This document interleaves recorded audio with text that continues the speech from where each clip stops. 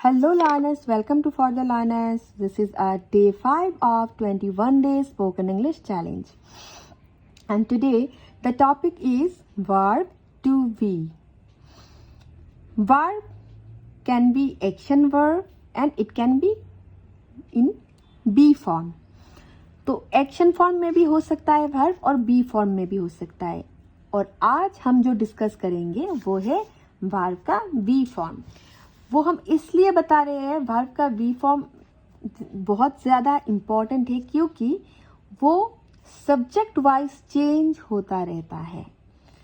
Subject जो काम को मतलब जो एक एक्शन को परफॉर्म करता है उसके ऊपर डिपेंड करता है कि ये बी वर्ब कौन सा फॉर्म में आएगा, क्योंकि बी के बहुत सारे फॉर्म्स होते हैं.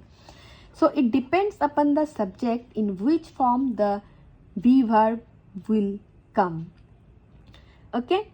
So first see here I have written use कि be का use हम कहाँ कर सकते हैं.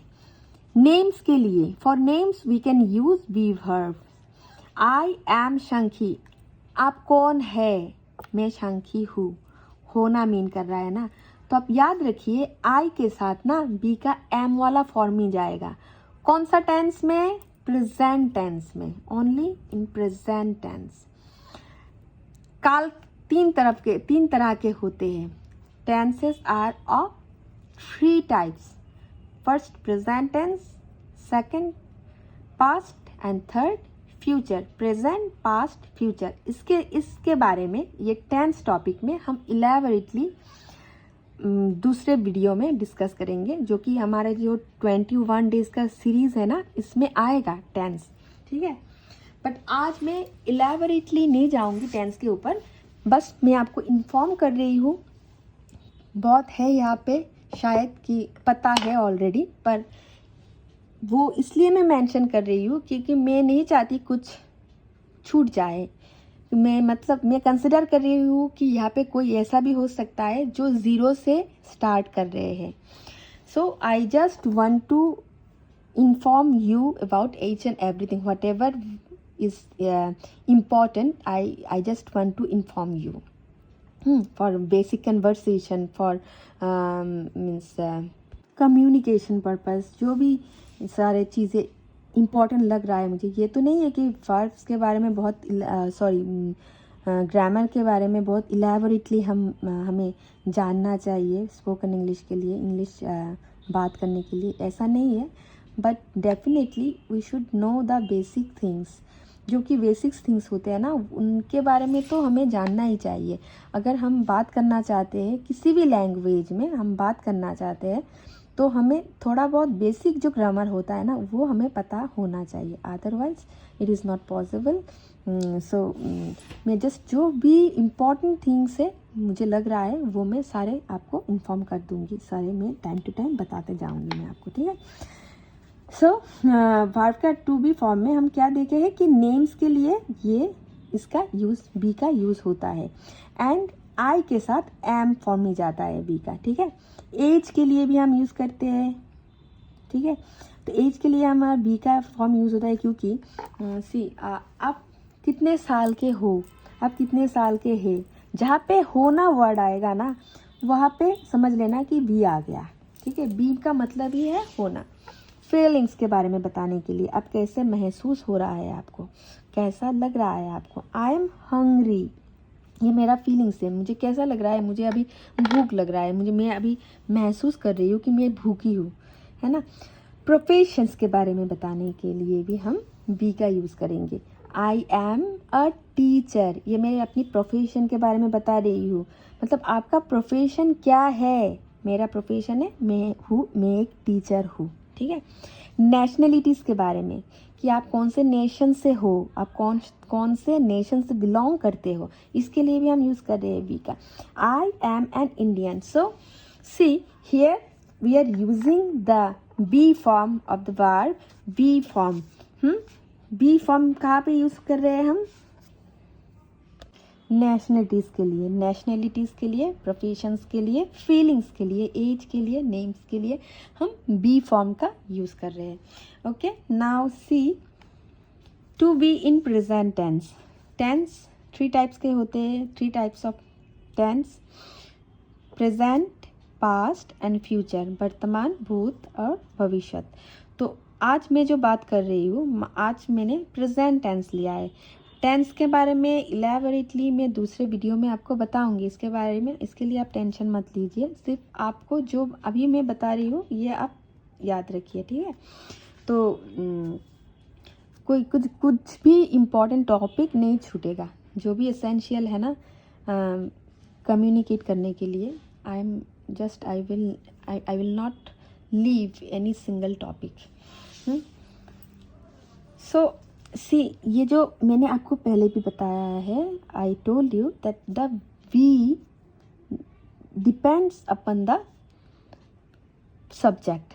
जो सब्जेक्ट होता है ना, इसके ऊपर डिपेंड करता है कि बी का कौन सा फॉर्म यूज होगा. बी के ना बहुत सारे फॉर्म्स होते हैं. बी रेगुलर वर्ब है और इसके बहुत सारे फॉर्म्स होते हैं. तो ये फॉर्म्स जो सारे होते हैं ना, ये सारे am, is, are, was, were, been, ये सारे बी के फॉर्म्स है. हम देखेंगे कि कौन से सब्जेक्ट के साथ कौन सा टेंस में कौन सा फॉर्म आ रहा है. इवन वो जो पर्सन होता है ना, कि सिंगुलर है या प्लूरल है, ज़्यादा है या एक है, उसके ऊपर भी डिपेंड कर रहा है कि कौन सा वी फॉर्म आएगा. सो सी, आई के साथ कौन जाएगा? एम जाएगा. वो हमने पहले भी देखा है. आई के साथ कौन कंजुगेट होता है? एम होता है. For example, I am a teacher. We के साथ कौन जाता है? वी के साथ आर जाता है. We are in group A, हम ग्रुप ए में है, तो वी के साथ कौन गया? आर गया. यू, आर, यू के साथ भी कौन जाता है? आर जाता है. दे के साथ कौन जाता है? आर जाता है. We are in group A, you are in group B, they are in group C. These are examples. Don't get confused. So I के साथ M जाएगा, we, you, they, ये तीनों के साथ कौन जाएगा? R जाएगा. R भी एक B का फॉर्म है. R, R, R. तो हमें क्या मिला? M और R, ये दोनों ही B के फॉर्म्स है. Next one is he, she. He, she के साथ कौन सा फॉर्म जाता है? इज फॉर्म जाता है. For example, he is late. For example, she is late. कोई भी सिंगुलर नाउन, जो भी सिंगुलर नाउन होगा ना, सिंगुलर और प्लूरल, एक सिंगुलर मीन्स एक और प्लूरल मीन्स एक से ज़्यादा.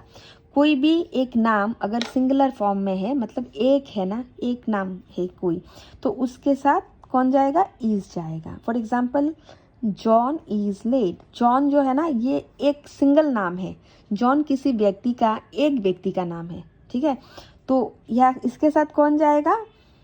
जॉन के साथ भी इज जाएगा, क्योंकि ही एक सिंगल कोई है, तो उसके साथ कौन जा रहा है? इज जा रहा है. शी के साथ भी इज जा रहा है, तो जॉन के साथ भी इज जाएगा.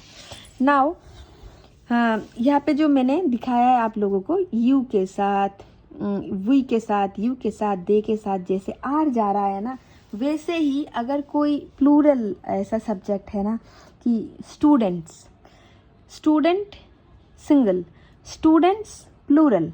मैं एग्जांपल बता रही हूँ आप लोगों को कि स्टूडेंट्स के साथ कौन सा फॉर्म जाएगा.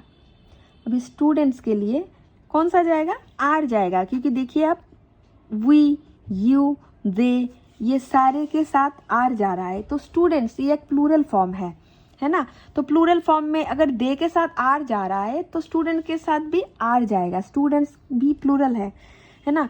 तो यू के ना दो फॉर्म्स, मतलब यू मतलब सिंगल कोई एक मीन करता है तुम या आप. आप लोग को भी यू ही मीन कर, यू से ही हम मीन करते हैं. आप लोग या आप, दोनों ही हम यू से मीन करते हैं, और यू के साथ आर ही जाता है, ठीक है. So up to this, is it okay? Let me know whether the verb to be is clear to you or not. आप मुझे बताइए कमेंट सेक्शन में, ताकि मुझे पता चले. If it is not clear, I will discuss it again. So just let me know, is it clear to you or not. And today that topic is over. I am not going to add any more to this topic, but yes, I will add a worksheet for you.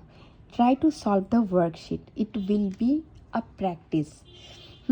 जो भी आपने सीखा है ना, जो भी आपने सीखा है, जो भी आपने लर्न किया है, ये इनपुट हुआ है, आपने लिया है. अभी आपको क्या करना है, आपको निकल के देखना है कि कितना निकल रहा है, मैं कितना मतलब होल्ड कर चुकी हूँ ब्रेन में. ये आपको टेस्ट करना है, क्योंकि जब भी हम कुछ लैंग्वेज सीखने की प्रोसेस में होते हैं ना, तो we have to just see, we have to check both the input and output. Input जो कितना हम ले रहे हैं, कितना हम होल्ड कर रहे हैं, कितना हमारा ब्रेन में हम रख पा रहे हैं, ये भी देखना है. कितना, और हमारा जो ब्रेन में रखते हैं ना, उसके बाद हमारा ब्रेन से हम कितना निकल पा रहे हैं, मतलब कितना हम फिर से रिवाइव कर पा रहे हैं, वही हमें चेक करना है. दोनों हमें देखना है कि इनपुट कितना हो रहा है और आउटपुट कितना हो रहा है. Okay, so both input and output both are important. अगर आप वर्कशीट करेंगे तो आपको पता चल जाएगा कितना आपने होल्ड किया है ब्रेन में, कितना आपने लिया है ब्रेन में, और आप चेक भी कर लेंगे आपको कितना % पता चला है. ठीक है. So thank you so much. Thanks for your patience. Be with me after 21 days. Definitely you will feel confident.